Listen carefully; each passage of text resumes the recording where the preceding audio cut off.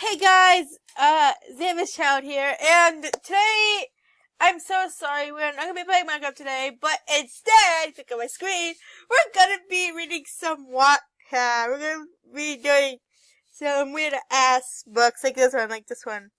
Let's read this one, shall we? Let's read it and see what it's about.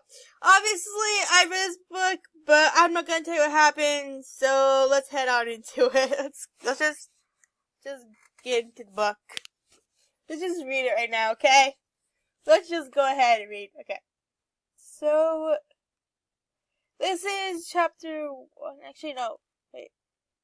This is the next part. We can skip past that. We can go to chapter 1.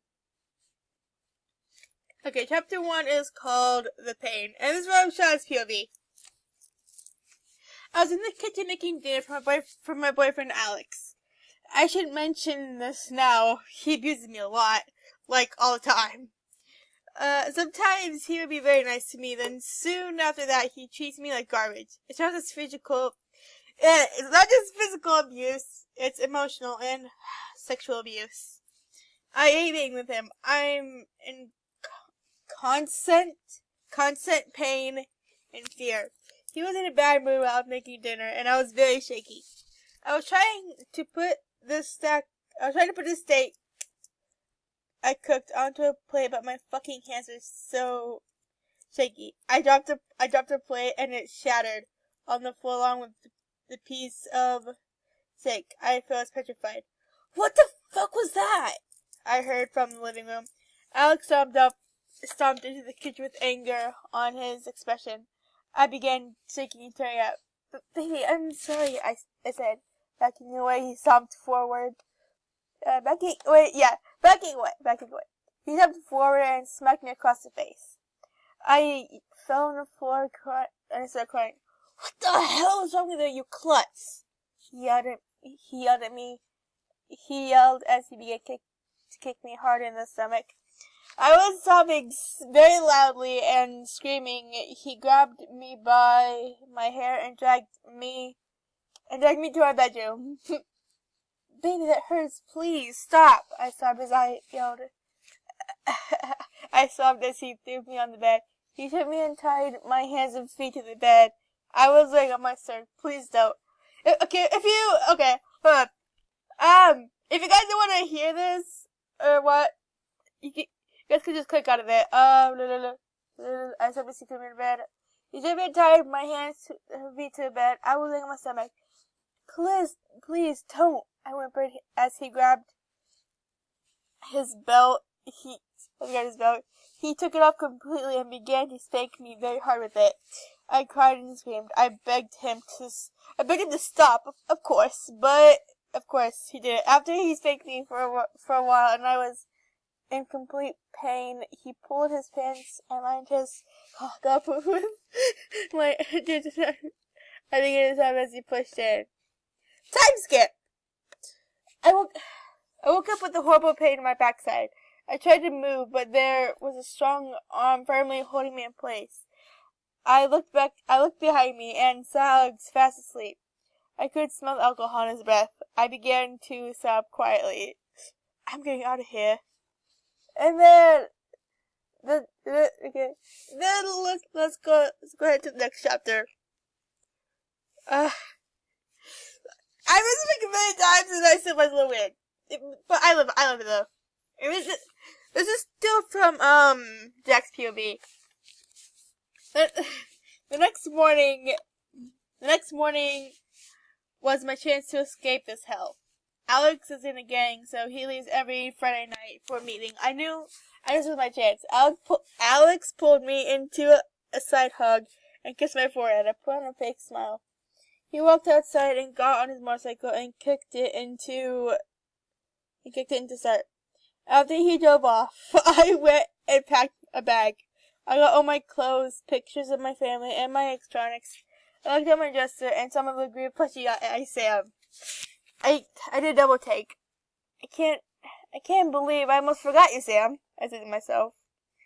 I grabbed him and put him in my bag. I took out my house key and I left it on the table. I called a taxi. He Call taxi. It arrived when I got in. It arrived and I got in. Where to, sir? The driver asked. I asked him to take me to his hotel. He drove me to a pretty decent one. I got out and gave him $10, so I only had $20 left. I walked into the hotel with my bag. How long will this let me stay here? I asked, showing the guy at the front desk the $20. He took out a cigarette and spoke. He had a very raspy voice. Only one day. I gave it, he said, then immediately put his cigarette back in his mouth. Only one day? I thought to myself. I gave him the money and headed to my room. I unpacked my stuff and got out my PJs. I grabbed Sam and snuggled up to the plushie as I put on a movie. I heard my phone vibrate on ice and I picked it up and took my messages. Where the fuck are you? Answer me! I'll fucking find you. I'll fuck your tight ass so hard you won't be able to walk for a month. I blocked his number and turned off the phone. I need to find a job tomorrow.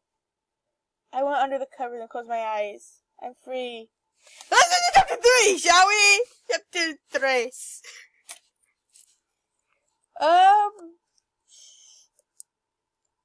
Okay, this is chapter 3. I woke up the next morning to a stupid alarm I didn't even remember setting. I climbed out of my bed and went to take a shower. I took off all my clothes and looked at myself in the mirror. For once I wasn't covered in bruises, and the ones that were starting to fade a little bit, and at the ones that were starting to fade a little bit.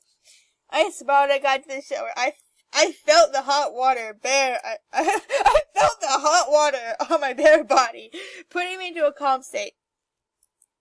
I got out and got dressed. I packed up my stuff and put my backpack, and I packed up my stuff, put it in my backpack and set out. I had to find a job.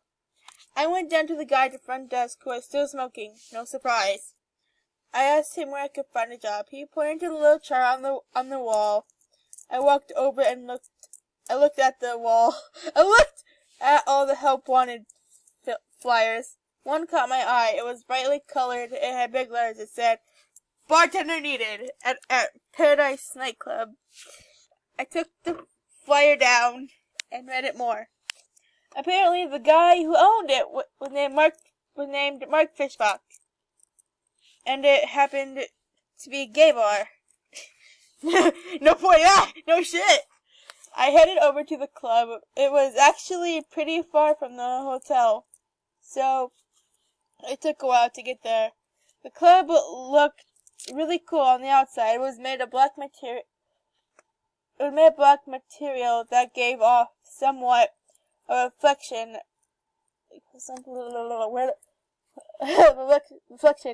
and written and lit up neon colors and pink and blue said Paradise just above the door.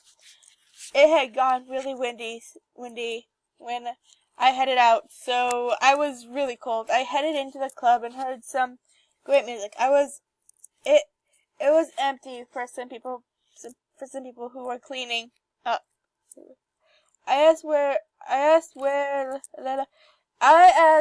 one where I could find Mr. Fishbach. He pointed to a big red door. I lightly knocked on it. Come in, a husky voice said from the other side. I slid open the door and walked in. The room was pretty big. It had dark red walls.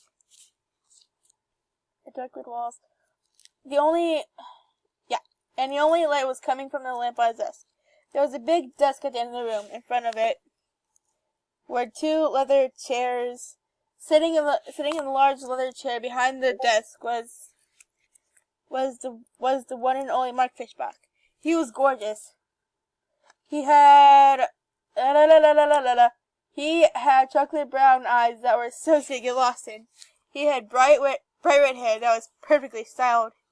His skin was tan, looked very smooth. He had a little smirk on his face that made my knees feel weak. "Hello, kitten," he said slowly. I giggled. "Kitten? Kitten? Kitten?" I raised an eyebrow. He opened a drawer in his desk and pulled out a hand mirror. He smiled. He smiled and passed it to me. I looked in the mirror and saw that because of the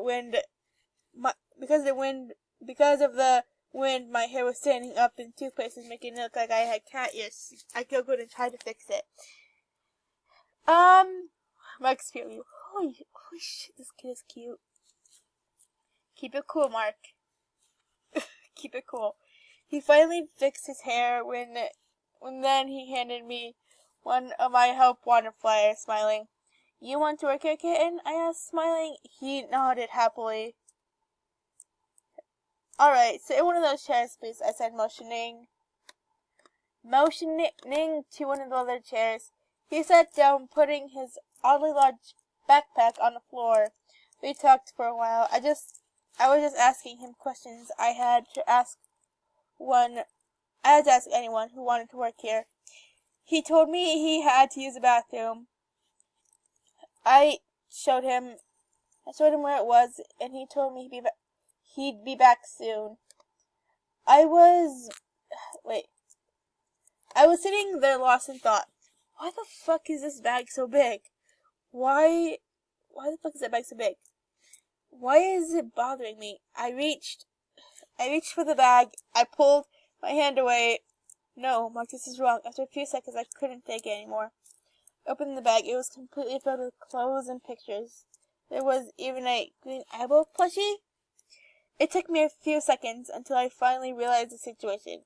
This adorable, fragile, and innocent little cutie was on the streets? I can't love that my apartment is pretty big, and I do have a spare bedroom. Sorry, guys. I thought to myself as I closed his bag. Sean came back in and sat down. I knew how to ask him if he wanted to stay with me. "So, Jack, what's your address so that I can mail you important things?" I asked. Jack froze. He sat there frowning. He looked down and began to tear up. I walked over and put a hand on his shoulder. He looked up at me. I know we just met, but I have a spare room."